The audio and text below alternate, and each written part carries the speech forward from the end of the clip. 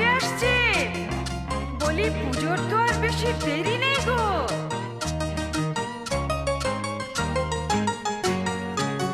ঠাকুরজি কেমন তোমার ভাই লিখেছে পুজোয় ছুটি নাই, পুজোতে আসবে না বাড়ি।